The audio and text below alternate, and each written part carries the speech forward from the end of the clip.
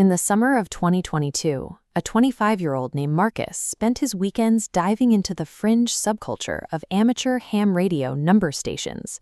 These are illegal, unregistered frequencies that broadcast bizarre, coded audio into the void. Digging through online forums, he stumbled across a highly specific rumor.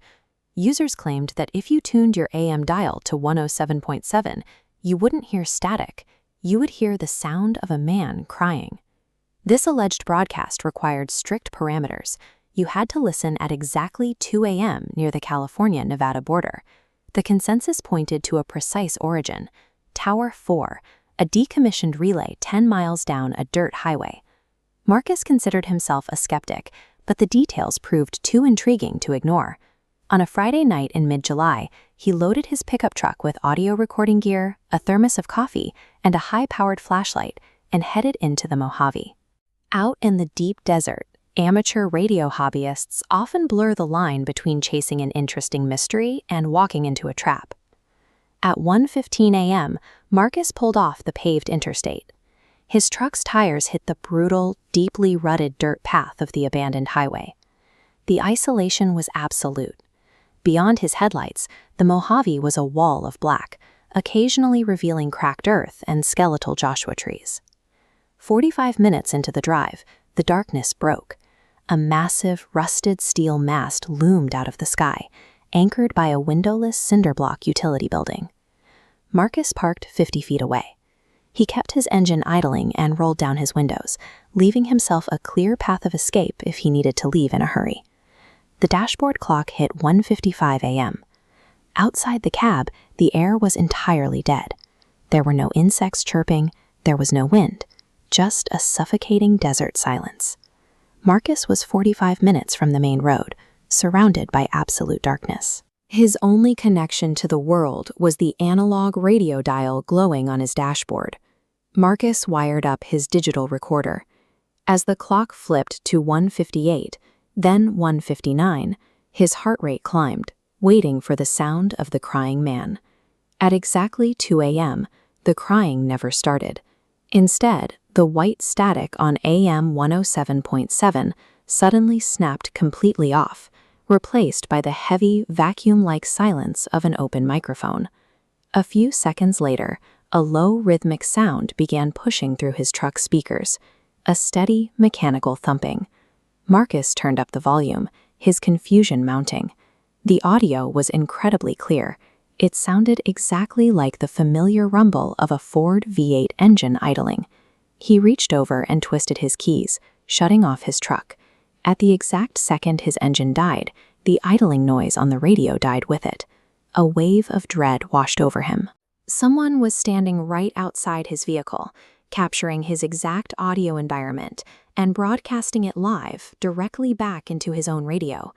Before he could process the threat, a new sound came through the speakers: the sharp crunch of heavy footsteps on gravel, walking slowly toward the microphone. Marcus frantically slammed his hand down on the electronic door lock. A fraction of a second later, the radio speakers loudly echoed the exact same click. The footsteps stopped.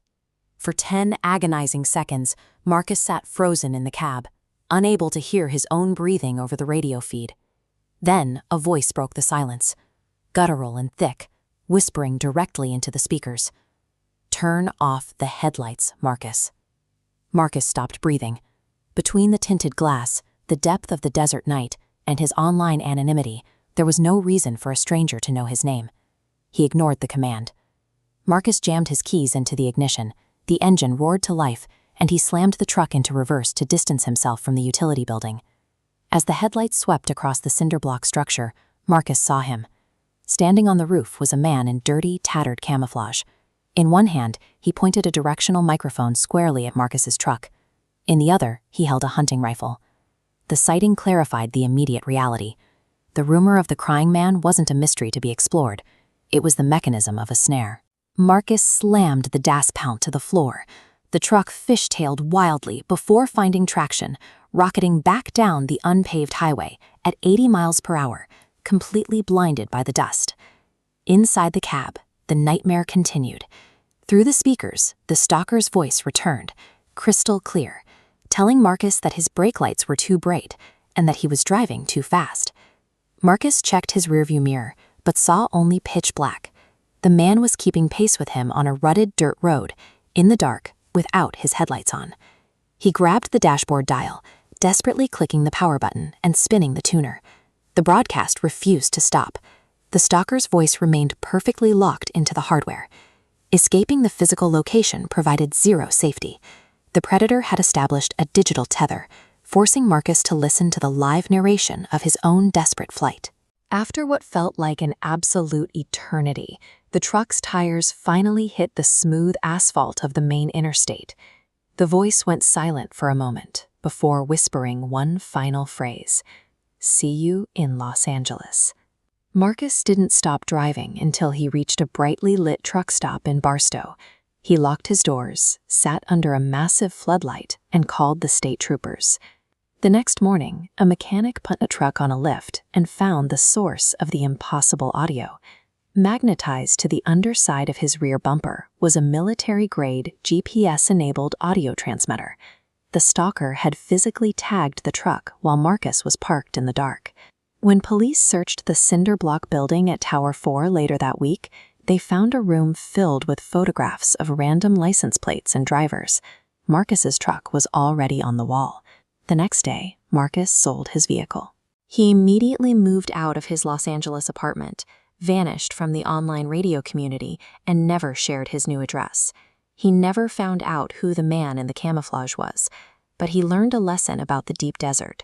Out there on the loneliest highways, if a strange frequency comes through your speakers, someone is already watching you.